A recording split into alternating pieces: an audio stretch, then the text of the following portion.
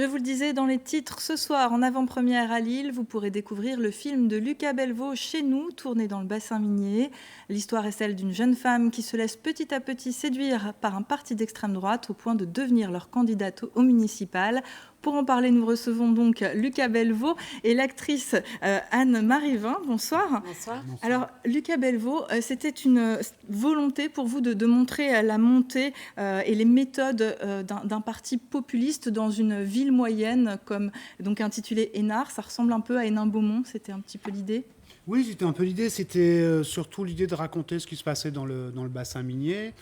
Ça va jusqu'en Lorraine, en fait, pour cette partie-là. Et puis ce qui se passe ailleurs en Europe aussi, puisque c'est un peu partout la même chose. Les partis populistes changent de discours selon les endroits où ils sont. Le fond reste toujours à peu près le même. Vous êtes allé sur place pour vous inspirer, justement ? Sur place, je connais un peu la région, c'est le 3e film que j'y fais. Le précédent, j'avais tourné à Arras et on l'avait tourné pendant la campagne électorale des municipales, les dernières municipales. Et c'est à ce moment-là que j'ai eu envie de faire ce film-ci. C'est en voyant le FN monter, arriver à 30-40% dans certaines villes, plus ailleurs. Et je me suis dit, mais finalement, la coiffeuse que je filme dans le film que je suis en train de faire, pour qui elle va voter à ces municipales. Et voilà, ça a été le déclic pour l'écriture du film suivant. Et vous avez été surpris de la réaction du Front National qui, avant même de voir le film, l'a dénoncé ? J'ai d'abord été surpris parce que je ne m'attendais pas à une violence telle. Et puis ensuite, j'ai compris qu'ils sont dans une stratégie de communication permanente et que donc ce qu'ils faisaient à ce moment-là, en surréagissant en quelque sorte, sans avoir vu le film, c'était de dire immédiatement à leurs adhérents et à leurs militants ce qu'ils devaient penser du film et puis leur dire de ne surtout pas aller le voir. Alors, pour un peu mieux comprendre, on va regarder justement un extrait de votre film. Dis donc, vous avez pas l'air de rigoler beaucoup. Ah, je lui ai raconté qu'ils avaient encore cambriolé chez Robert. Oh merde. Qui ça, il? À ton avis? Ah, j'ai pas d'avis, moi. Ah, t'as pas d'avis? Non. Moi, j'en ai un.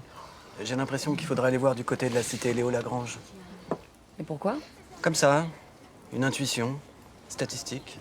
De toute façon, ce que j'en dis, j'y vais jamais à Léo Lagrange, j'ai pas le visa. Je te signale qu'ils sont autant foncés que toi. Ah bah ça, c'est à voir, ma grande. Hein. En revanche, ce qui est sûr, c'est qu'ils le sont depuis moins longtemps. Hein. Ah, donc moi, je suis pas une vraie Française parce que ça fait que 60 ans que mes grands-parents sont arrivés ici? Je suis une Hugo de merde. Oh, ça va, Nada, pas aujourd'hui, c'est dimanche. Parce que le dimanche, on peut être raciste. Alors, votre héroïne, Pauline, une jeune infirmière, a un père communiste, figure du syndicalisme local. C'était important pour vous de montrer cette fracture politique, même au sein d'une famille ?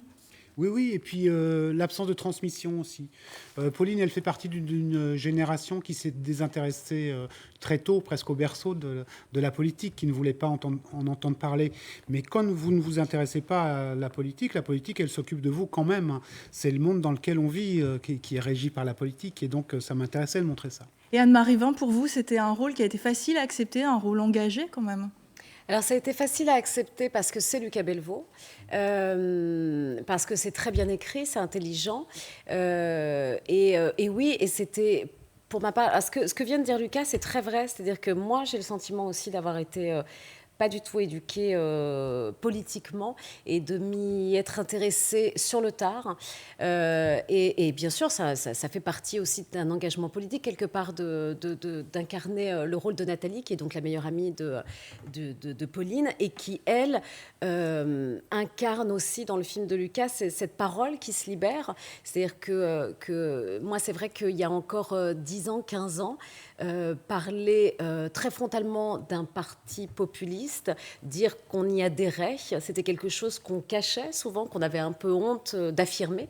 Et maintenant, je m'en rends compte moi au quotidien, c'est au sein de déjeuners de famille, comme on a pu le voir. Merci. Par exemple. Merci, on a compris, je pense que vous voulez dire. Je suis désolée, on n'a plus beaucoup de temps pour cette interview. Merci beaucoup en tout cas d'avoir été avec nous. Et je rappelle que vous serez l'invité de dimanche en politique à 11h25, dimanche donc.